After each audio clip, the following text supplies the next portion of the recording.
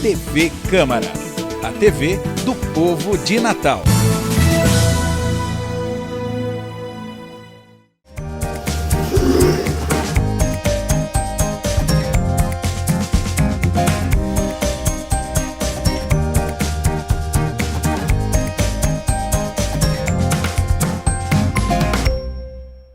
Olá, está no ar o programa Com a Palavra e a nossa convidada deste programa é a vereadora Divaneide Basílio. Vereadora, seja bem-vinda. Obrigada mais uma vez aqui no Com a Palavra, prestando conta das nossas ações. Vereadora, na semana passada a senhora instalou na Câmara Municipal de Natal a Frente Parlamentar em Defesa do Servidor Público e do Serviço Público, dando enfoque à questão da greve dos servidores da Secretaria de Tributação. Dentro desse debate, o que é que foi colocado pelos servidores e que a Frente Parlamentar pode se somar a essas negociações? Então, essa frente é uma reivindicação, inclusive foi um encaminhamento de uma audiência pública que nós fizemos no início do ano, a pedido inclusive do Cincenate, a presidente Soraya nos procurou e outros servidores também nos procuraram. Fizemos uma audiência sobre o plano geral e, na sequência, encaminhamos a criação dessa frente.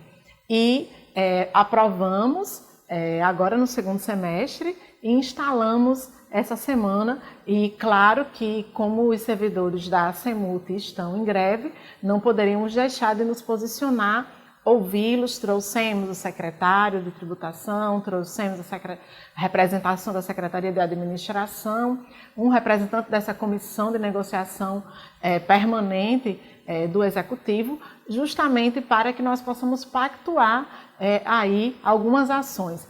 Obviamente, não foi sanada ainda a questão dos pedidos desses servidores, o reclame sobre a disparidade também salarial, e uma questão que eles colocaram é a devolução do dinheiro, que foi cortado, já que eles estão em greve, e ter greve, fazer greve é um direito constitucional.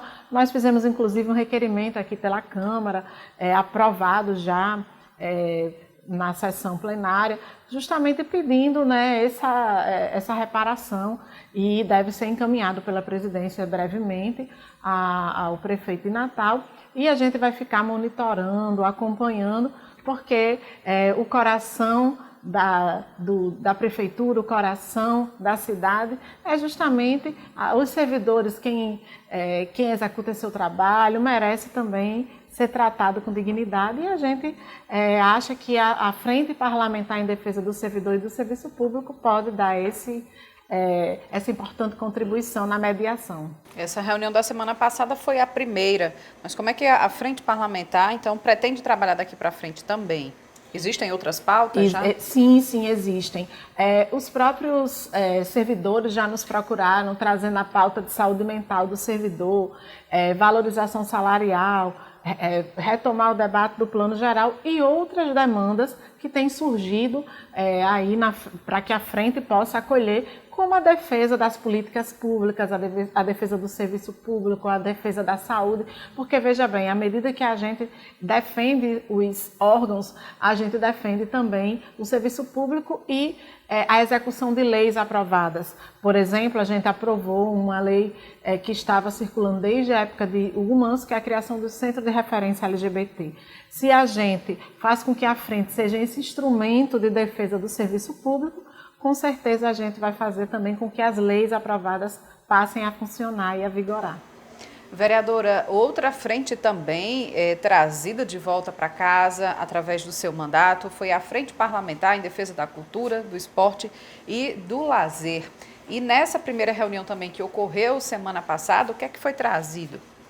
Nós trouxemos uma homenagem aos 40 anos do Festival de Artes de Natal, o FAM, também conhecido como Festival do Forte. Foi um momento, inclusive, muito forte de relembrar a história, de aprendermos com a história, de ouvir as pessoas que construíram esse festival e de hoje também tirar como encaminhamento a retomada do festival. Então saímos com esse compromisso de construir a retomada do festival, até porque a nossa orla carece dessa ocupação, carece de cultura, e os artistas têm todo esse legado, dá para fazer uma pactuação entre as gerações que passaram por esse festival e as novas expressões culturais que hoje temos, novas formas de expressão cultural. E acho que dá para a gente fazer um bom casamento. O presidente da Fundação José Augusto esteve falando, inclusive, da revitalização do Forte. E saímos com muito otimismo de que a frente, além de homenagear, recuperar a história, porque uma cidade sem história é uma cidade morta, e nós queremos nossa cidade viva, nós queremos nossa orla viva, ocupada com muita arte, com muita cultura.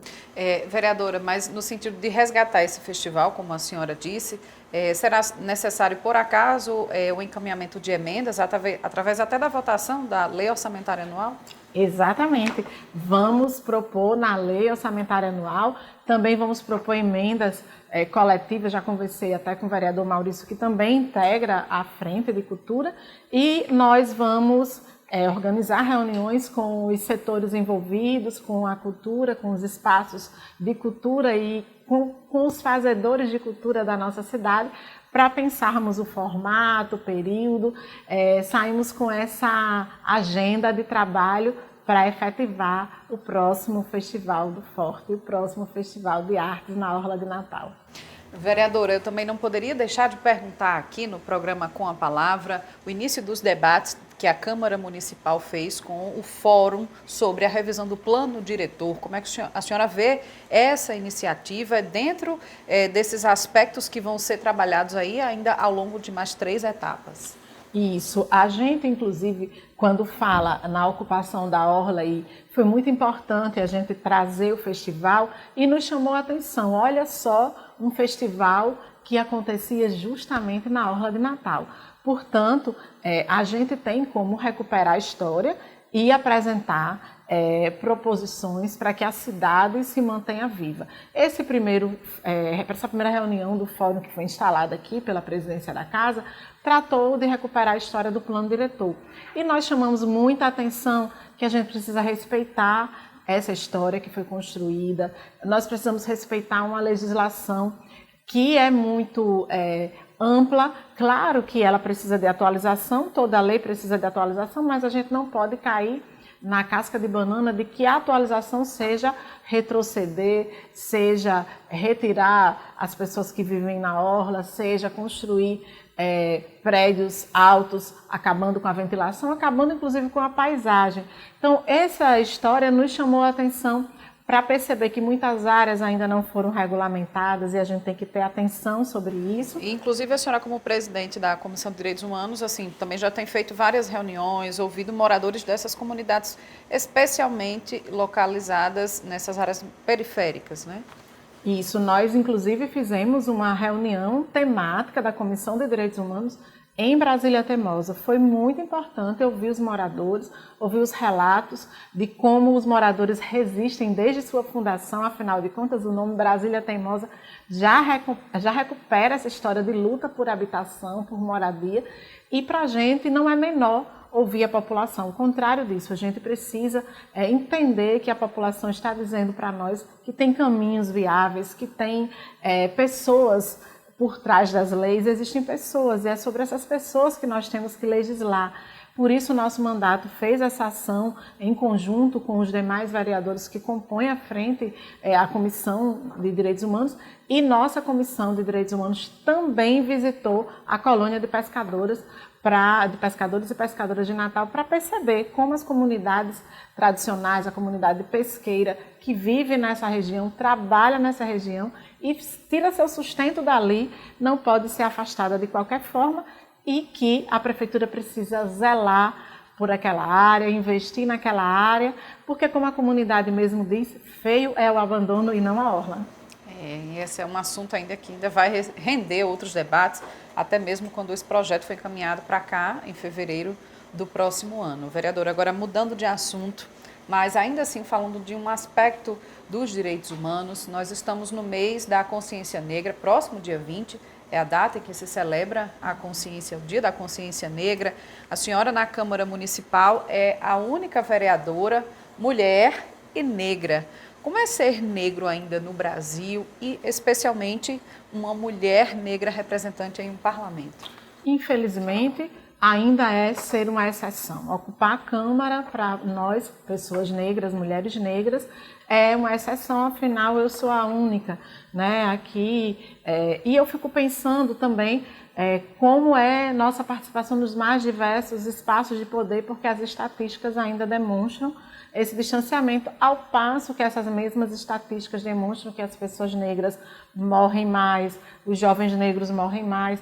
Então, e a gente tem que chamar a atenção, principalmente nesse mês da consciência negra, que isso não é mimimi, não é vitimismo, isso é uma realidade concreta e é resultado de um preconceito estrutural, do racismo estrutural na nossa sociedade, e nós precisamos desconstruir. Eu tive a oportunidade de participar agora na abertura do mês da consciência negra, de um momento na Universidade Federal do Rio Grande do Norte, com os alunos do curso de jornalismo. Aliás, participei de uma atividade que várias turmas estiveram integradas e a gente pôde ali discutir o nosso papel na Câmara e as proposições que a gente tem apresentado na Casa para fortalecer o povo negro, como as audiências que propõem fortalecimento das religiões de matrizes africanas, para dar voz e dar lugar às pessoas que precisam ter esse espaço reconhecido, como fizemos com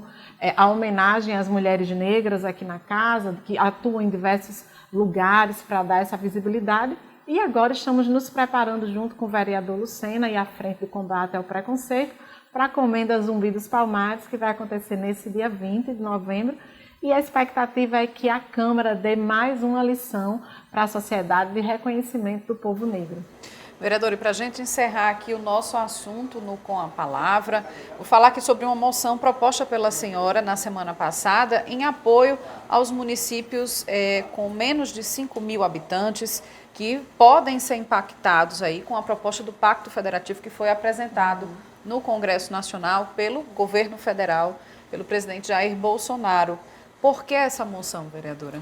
Porque a gente precisa, inclusive, fortalecer a democracia, isso que a gente estava falando. Não dá para ter uma ação de cima para baixo, retirar aí os direitos políticos dos municípios, inclusive mudar a identidade dos municípios, assim, numa canetada. Eu acho que a gente precisa entender que esses municípios estão existindo, garantem a vida e o funcionamento. Nós precisamos ter mais Estado e não menos Estado. A gente precisa retirar o papel, né, do serviço público, da coisa pública, ao contrário disso. E os municípios têm todo o nosso apoio, nós vamos lutar para garantir a permanência, a existência dos municípios.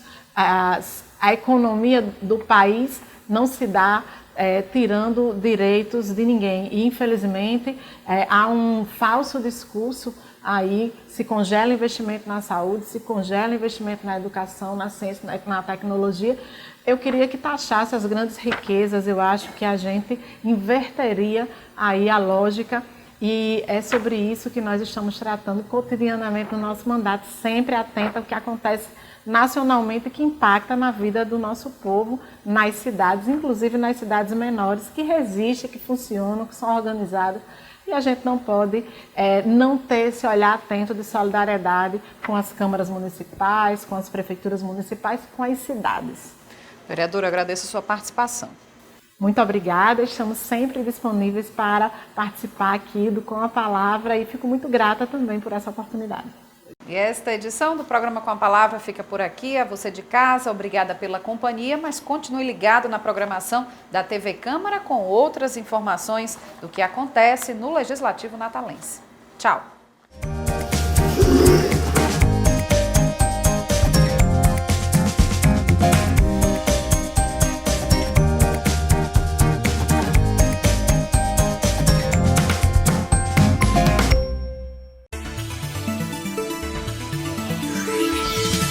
TV Câmara, a TV do povo de Natal.